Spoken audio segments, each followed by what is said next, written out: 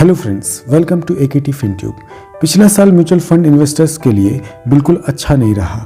वैश्विक मंदी का असर इंडियन मार्केट में भी पड़ा, जिसका इम्पैक्ट म्यूचुअल फंड के रिटर्न्स में भी दिख रहा है। ज़्यादातर mutual fund schemes last 1 year में अच्छा परफॉर्म नहीं कर पाई हैं और उनमें नेगेटिव ग्रोथ भी देखने को मिली है। तो दोस्तों, इस वीडियो में हम बात करने वाले हैं उन कॉमन मिस्टेक्स की, उन गलतियों की जो अक्सर लोग कर देते हैं म्यूचुअल फंड में इन्वेस्टमेंट करते हुए या अपना इन्वेस्टमेंट पोर्टफोलियो बनाते हुए, और बिना प्रॉपर रिसर्च किए ही म्यूचुअल फंड में इन्वेस्ट करके प्रॉफिट होने की उम्मीद तो करते हैं, लेकिन उनको लॉस दिखता है अपने पोर्टफोलियो में।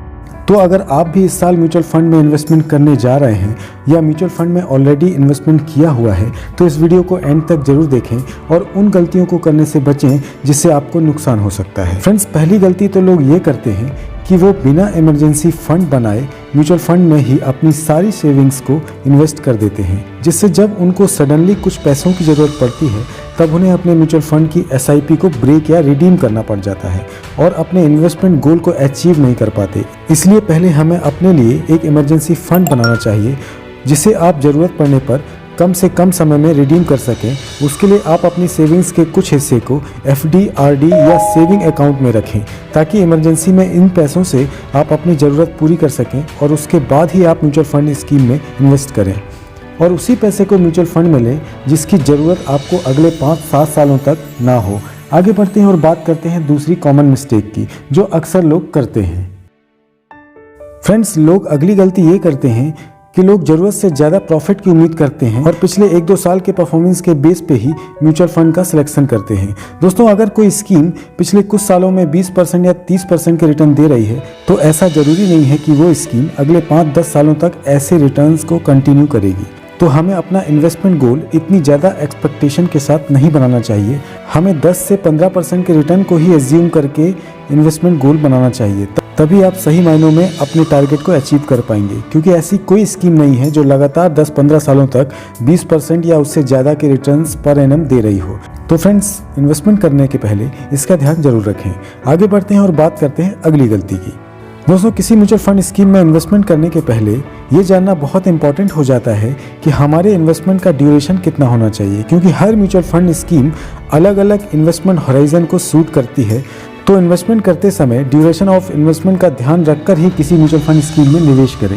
जैसे अगर आपका इन्वेस्टमेंट हॉराइजन 1 साल से 3 साल तक ही है, तो आपको किसी डेट फंड में निवेश करना चाहिए। इसी तरह अगर आपको 3 साल से 5 सालों के लिए इन्वेस्टमेंट करना चाहते हैं, तो आपको किसी हाइब्रिड फंड या एग्रेसिव हाइब्रिड फंड में इन्वेस्टमेंट करना चाहिए। अगर आप किसी लार्ज कैप फंड या इंडेक्स फंड में इन्वेस्टमेंट कर रहे हैं, तो आपका इन्वेस्टमेंट हॉराइजन 5 से 7 सालों तक ज़रूर होना चाहिए। इसी तरह अगर आप किसी मल्टी कैप, फ्लेक्सी कैप या मिड कैप फंड में इन्वेस्टमेंट करने का प्लान कर रहे हैं, तो आपको 7 साल का ड्यूरेशन जरूर रखना चाहिए, तभी आप अपने इन्वेस्टमेंट गोल को अचीव कर पाएंगे। और अगर आप किसी स्मॉल कैप फंड में इन्वेस्टमेंट कर रहे हैं, तो आपको कम से कम 7 से 10 साल या उससे ज़्यादा ड्यूरेशन के लिए सोचना चाहिए, क्योंकि एक स्मॉल कैप फंड बहुत ज़्यादा रिस्की होता है, लेकिन साथ साथ उसमें अच्छे रिटर्न्स देने का पोटेंशियल भी काफ़ी ज़्यादा होता है लंबे समय में।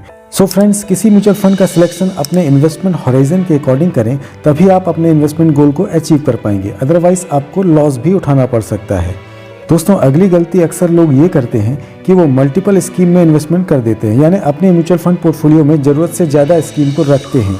कई बार 10 से ज़्यादा स्कीम में इन्वेस्टमेंट कर देते हैं, जिससे हमें पोर्टफोलियो को ट्रैक करने में दिक्कत होती है और बार बार पोर्टफोलियो को रीबैलेंस करना पड़ता है और पोर्टफोलियो ओवर डाइवर्सिफाइड हो जाता है।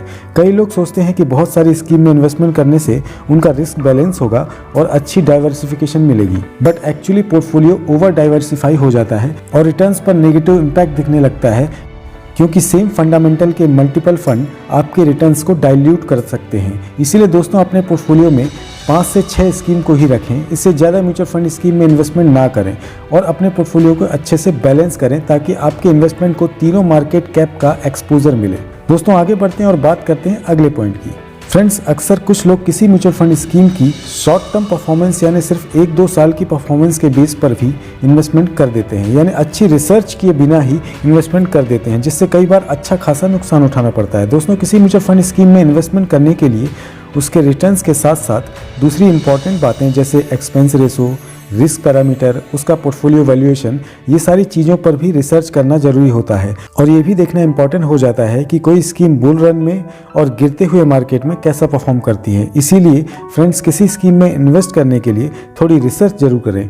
आप चाहें तो आई बटन पर क्लिक करके इस वीडियो को देख सकते हैं, जिससे आपको हेल्प मिलेगी एक अच्छा इन्वेस्टमेंट पोर्टफोलियो बनाने में।